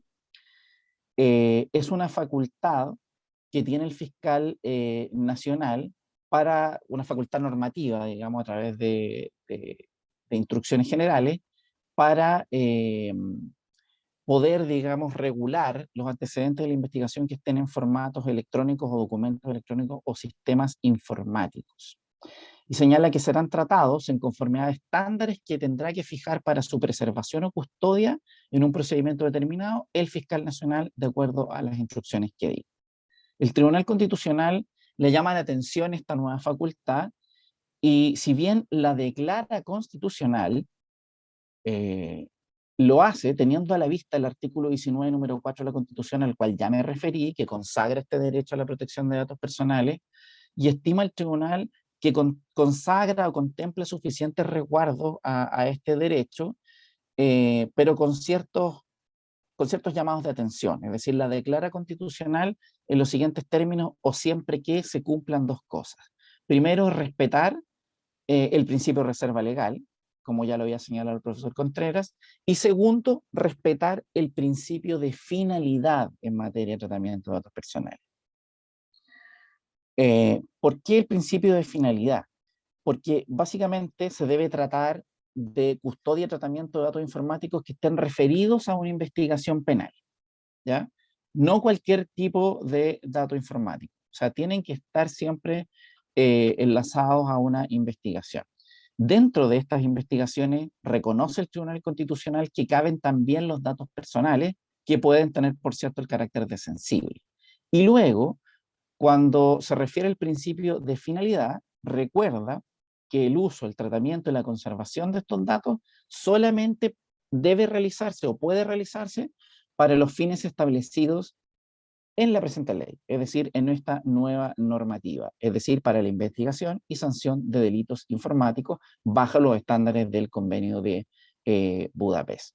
Por lo tanto, si bien el fiscal nacional tiene esta facultad de dictar instrucciones generales, debe siempre tener en consideración el principio de finalidad. Y respecto al uso de la información, el Tribunal Constitucional estima que debe tenerse como un uso ilegítimo toda utilización de esta fuera del marco de una investigación penal por delitos informáticos o para finalidades distintas. Es decir, acota la facultad del fiscal nacional, esta facultad normativa de dictar instrucciones generales, teniendo siempre en cuenta estos resguardos. Y en ese entendido, en sede de control preventiva, la declara constitucional. Por lo tanto, es algo que va a haber que observar a futuro cuando el fiscal haga uso de esta facultad, una vez que se promulgue la ley, porque podría también ser objeto de requerimientos de inaplicabilidad por inconstitucionalidad en control concreto, me refiero, o dar problemas de constitucionalidad a la hora de aplicar la norma. Y hay otra disposición del proyecto que se relaciona de cierta manera con los datos personales también, que es la autorización o el uso o el acceso más bien para fines de autorización e investigación. El artículo 16 de la ley señala que en los casos o para los fines previstos en el tipo penal que está tipificado en el artículo 2, que se refiere al acceso ilícito a un sistema informático, se entenderá que cuenta con autorización para acceder a este sistema el que en el marco de investigaciones de vulnerabilidad o para mejorar la seguridad informática accede a un sistema informático mediando la autorización expresa del titular del mismo. Y aquí a mí me llama la atención cómo quedó redactada la norma, porque dice mediando autorización expresa del titular del mismo, es decir, esta es una autorización, ¿cierto?, para acceder a un sistema informático y para excluir, o más bien dejar fuera del ilicitud el acceso, cuando se trate de una investigación de vulnerabilidad o para mejorar seguridad informática. O sea, igual esta autorización está supeditada a una finalidad determinada y específica.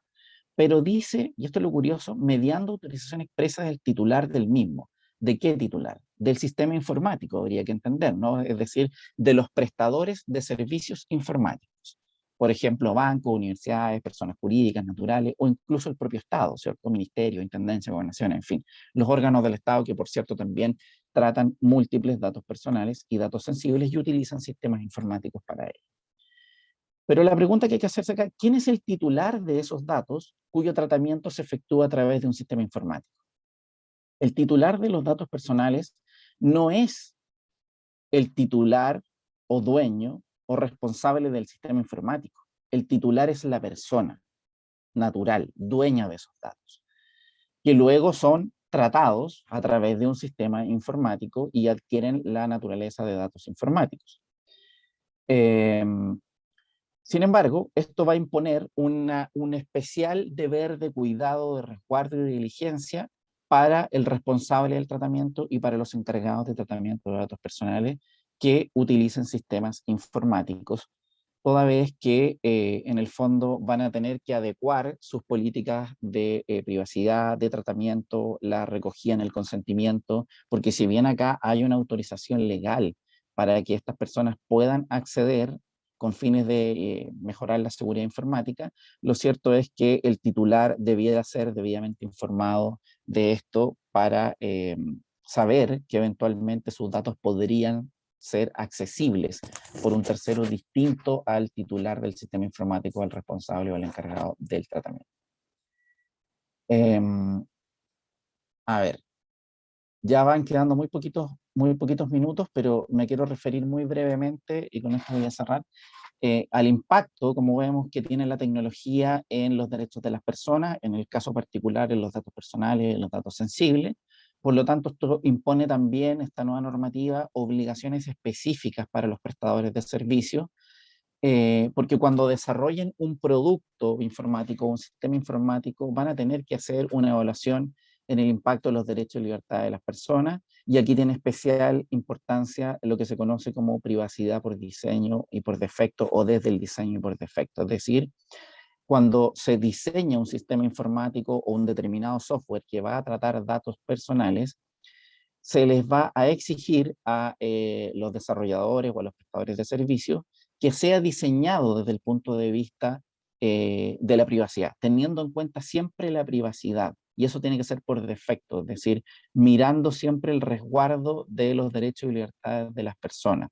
Lo que exige entonces que adopten especiales medidas de control las personas que van a ser responsables, o personas jurídicas naturales que son responsables o controladores de datos.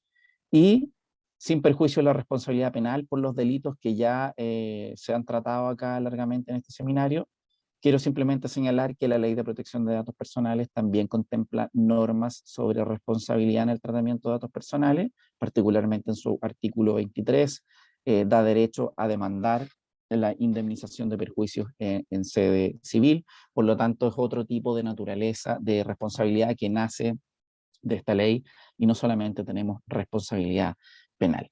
En honor al tiempo, voy a dar por concluida mi exposición con esto y quedo abierto a preguntas o consultas. Muchas gracias.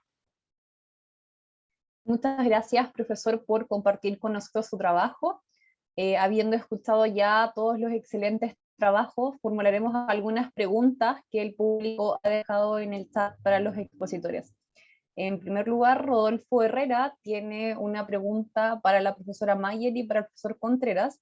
Voy a leer primero la de la profesora Mayer, y la pregunta es: ¿qué opina sobre la no inclusión del delito de piratería informática en la nueva ley, pese a estar considerado en la parte sustantiva del Convenio de Budapest, y al hecho de que actualmente se cubre dentro de un tipo penal genérico de la Ley de Propiedad Intelectual por infracción a derechos que dicha ley reconoce?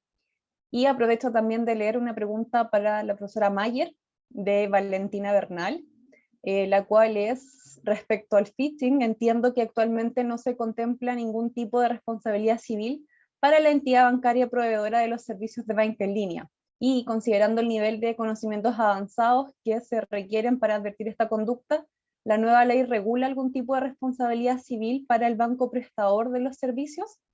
Profesora, si quiere puede comenzar a responder las preguntas y luego seguimos con las otras preguntas para los otros profesores.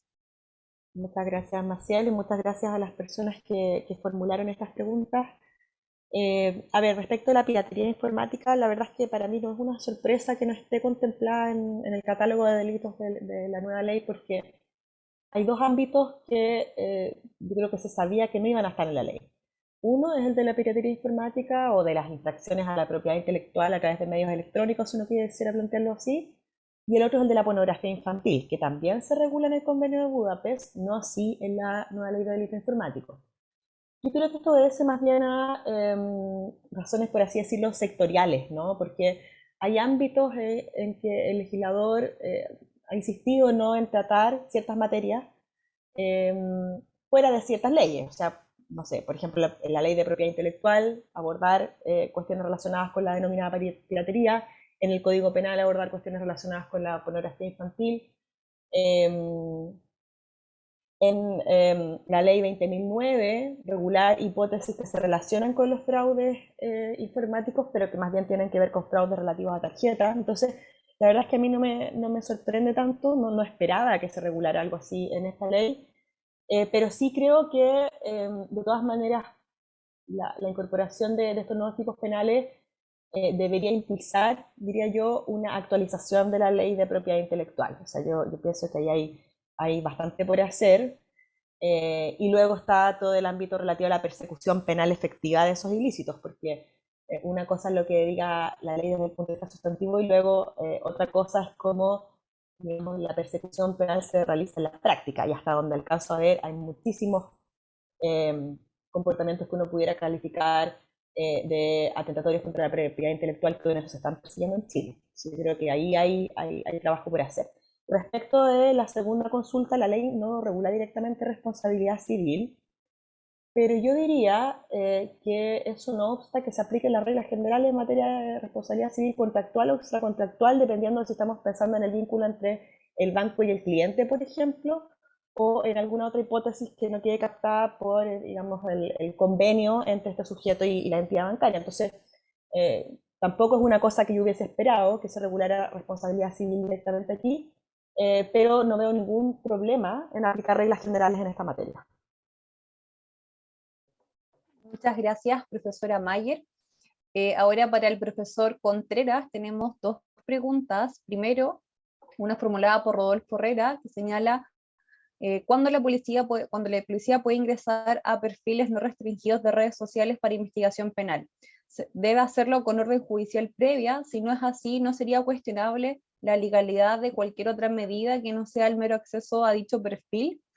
Y tenemos una segunda pregunta para el profesor Contreras, de Enar Guaitiao, que señala a la policía o el Ministerio Público tienen actualmente medios técnicos para perseguir el pago de un ilícito, como una transacción de drogas con criptomonedas, si ella es una información encriptada. Profesor, le doy la palabra. Bueno, muchas gracias por la pregunta al señor Herrera y también la última pregunta efectuada. Voy a partir por la primera. Hay varios fallos de la Corte Suprema que abordan la temática de perfiles abiertos en redes sociales. Y lo primero que consagra en orden de ideas, ya lo dijo muy bien, lo explicó muy bien el profesor Reyes, como norma de primacía de la privacidad. En definitiva, deja claro que la Constitución asegura la inviolabilidad del hogar y toda forma de comunicación en el 19, número 5. Pero sí advierte que, en virtud de la naturaleza de las cosas, de los conocimientos, las máximas de la experiencia, como usuario de perfil de Facebook, que dice que no se puede reclamar privacidad o inviolabilidad de las comunicaciones cuando determinadas redes sociales permiten diversas configuraciones de privacidad. Por ejemplo, si tenemos una configuración de privacidad en Twitter, en Facebook, que establece una privacidad absoluta, una privacidad media que permite solamente hacer público mi nombre, mi perfil, mi foto de perfil, mi correo electrónico, el número telefónico. Y existe uno que permite amplia publicidad, por ejemplo, acceder a mis fotografías, a mis videos, a mi vinculación con determinados familiares, como ocurre, por ejemplo, en Facebook. En esos casos, existiendo diversas configuraciones de privacidad, y principalmente en casos que existe un perfil de carácter público absoluto, implica que esa persona permite acceder a cualquier usuario a la información que él ventila. Por lo tanto, no puede después manifestar algún grado de afectación en cuanto a su privacidad o inviolabilidad de la comunicación privada, porque él accede a través de una opción que él mismo puede modificar a que se pueda ventilar la información pública en ese perfil público. Y en ese sentido me parece, y hay un ejemplo muy claro, que es el fallo número 3 del año 2017, y que dice, es tan pública las redes sociales, en particular, por ejemplo, Facebook, Twitter o YouTube, que incluso instituciones como el Poder Judicial, como el Ministerio Público y como la Defensoría Penal Pública entregan información a través de estos perfiles. Y si en definitiva ellos ceden a esa expectativa de privacidad, no se puede reclamar en definitiva que las policías hayan llegado hasta esa información porque indican que pudiera afectar el 19 número 4, eventualmente el 19 número 5. Y en ese sentido se ha pronunciado, por ejemplo, este fallo que es el número 3 del año 2017, en ese sentido, pues el propio usuario decide qué publicitar en determinado perfil. Y por lo tanto, la pesquisa puede llegar hasta ahí y después pueden desarrollar otras técnicas de investigación. Eso es lo que razona la Corte Suprema. Y en relación a la última pregunta, que tiene que ver con lavado de activos virtuales o eventualmente lavado de activos virtuales de delitos precedentes como el delito informático, la nueva ley modifica el artículo 27 e introduce como delito base la tipología nueva que se va a publicar ahora en la nueva ley de delitos informáticos. Por lo tanto, ya hay una incorporación a través de la ley próxima a publicarse como catálogo de delitos base. La pregunta, no sé si iba a la retención del pago de lo no debido o producto de estos delitos. Si es así, es difícil porque precisamente los criptoactivos, los criptomonedas, la naturaleza propia son procesos de encriptación. Y hay un fallo que salió hace poco, que es de Estados Unidos, que se estableció en materia civil una medida cautelar en relación a la retención de criptomonedas en una determinada cuenta. Y precisamente por los procesos de encriptación de las criptomonedas, no se permitía establecer un mecanismo que permitiera darle cumplimiento a esta medida cautelar en materia civil de esta retención del patrimonio en esta billetera de carácter virtual.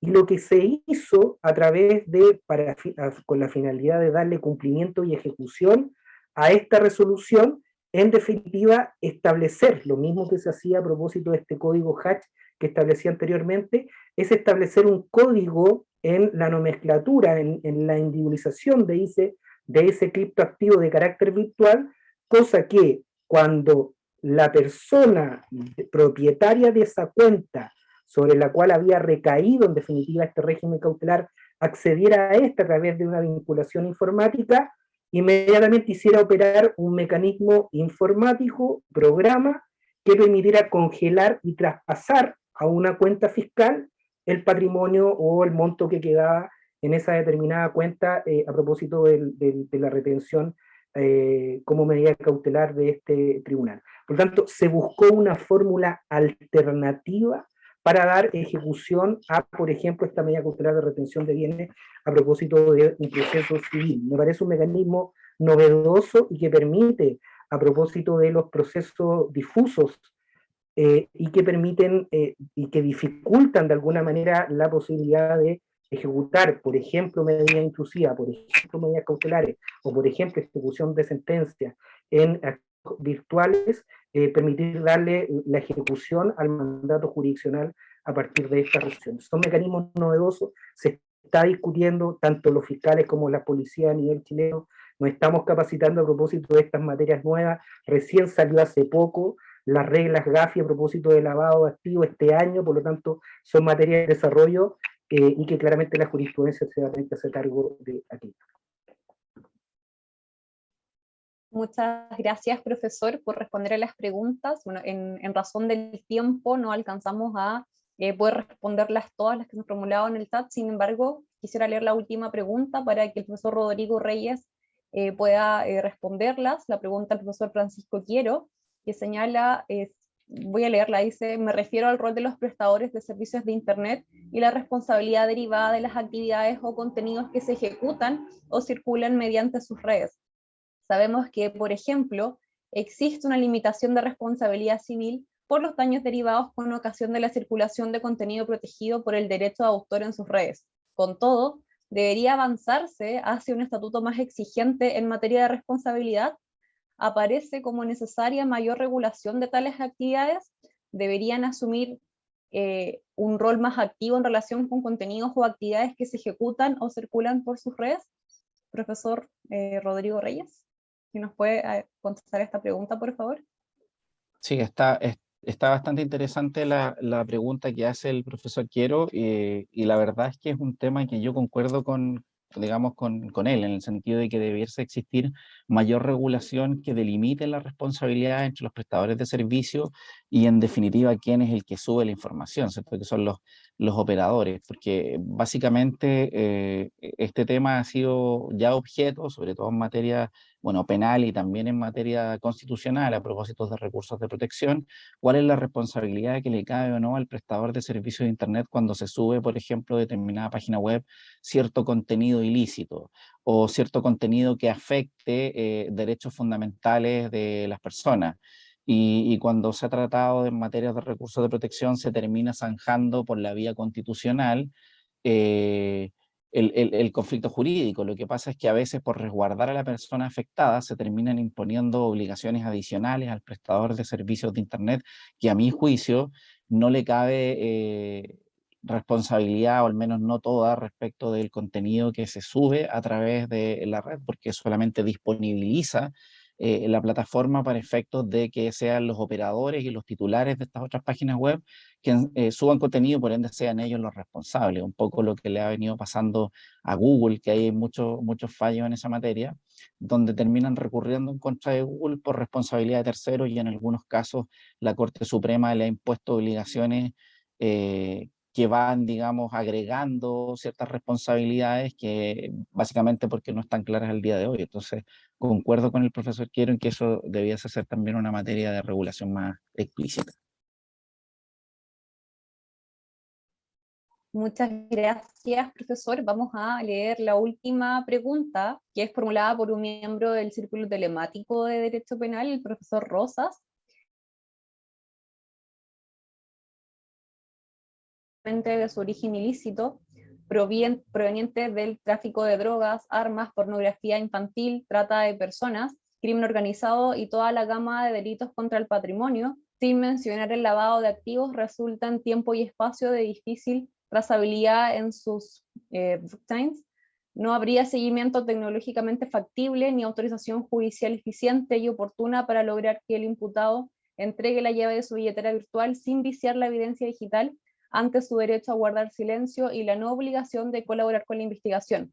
No nos deja nuevamente esperanzados únicamente en la torpeza de investigados que permitan detectarlos y ser objeto de imputación. Para el profesor Roberto Contreras. Bueno, yo creo que ya va enlazada con la pregunta que hizo la persona y que respondían anteriormente. Efectivamente, las billeteras, por ejemplo, privadas, no alojadas o que no tienen una regulación a través de prestadores de servicios de criptoactivos, presentan una dificultad absoluta. O sea, aquellas que no se encuentran reguladas por el sistema financiero, en este caso, por ejemplo, la Comisión de Mercado de Valores podría tener un rol importante en ese sentido, conforme las reglas GAFI que se han dictado recientemente, no tendrían alcance, por ejemplo, en este tipo de billeteras, porque están fuera del margen regulatorio y por lo tanto la pesquisa, el establecimiento de medidas, como dije anteriormente, de cautelares o incluso el cumplimiento de una sentencia de un determinado tribunal a propósito de la nueva ley que permite el comiso directo, el comiso por suma equivalente y las diferentes formas de comiso que plantea esta ley, en definitiva quedarían en la inaplicabilidad a propósito de la dificultad de la trazabilidad de la criptomoneda en estas billeteras privadas o no alojadas. Por eso, los organismos internacionales, principalmente GAFILAT en nuestro caso, han desarrollado una lista de principios de intercambio de las criptomonedas y le entrega un rol relevante, y esto tiene que ver con también la incorporación de la responsabilidad penal de las personas jurídicas en materia de delitos informáticos, en materia de prevención de la comisión de esta tipología de delitos, por ejemplo, a través de uso de criptomonedas, por ejemplo, a propósito de la nueva ley de delitos informáticos. Y es ahí donde los oficiales de cumplimiento de estos prestadores de servicios virtuales o aquellas empresas, por ejemplo, bancos que establecen como forma de transacción a través de estos prestadores de servicios de activos virtuales, tienen un papel importante para la prevención, la pesquisa, denuncia y también la cooperación con las autoridades encargadas de la investigación penal de proveer los insumos necesarios cuando salta algún tipo de alerta o red flag a propósito de estas negociaciones de activos virtuales con delitos precedentes como por ejemplo pornografía infantil, tráfico ilícito de estupefacientes o los propios delitos informáticos que afectan sistemas informáticos de carácter transnacional y que claramente traen perniciosas consecuencias. Yo creo que el rol preventivo que puede asumir una persona jurídica a través de la incorporación de las reglas de compliance y la vinculación con la ley 21.393 juega un papel importante, y más aún, porque incluso establece la propia ley de responsabilidad penal de las personas jurídicas que el encargado de compliance deberá proveerse de los mecanismos necesarios para prevenir algunos de los delitos bases. E incluso más, la nueva ley de proyecto de ley de delitos económicos establece ya no solamente la exigencia de un encargado de prevención de delitos, sino que pueden existir más. Y por lo tanto eso facilitaría que existiera, a modo de ejemplo, en determinadas estructuras empresariales, un encargado de prevención de delitos solamente para delitos informáticos o delitos de basales que se provean de sistemas informáticos. Eso es lo que puedo responder en estos pocos minutos. Muchas gracias, profesor. Bueno, en razón del tiempo, Agradecemos nuevamente a nuestros excelentes expositores, la profesora Laura Mayer-Lux, el profesor Roberto Contreras Puelles y el profesor Rodrigo Reyes Barrientos, así como al director de la carrera de Derecho de la sede Viña del Mar, el profesor Francisco Javier Quiero Rebolledo, por su invaluable presencia y por compartir con nosotros sus reflexiones.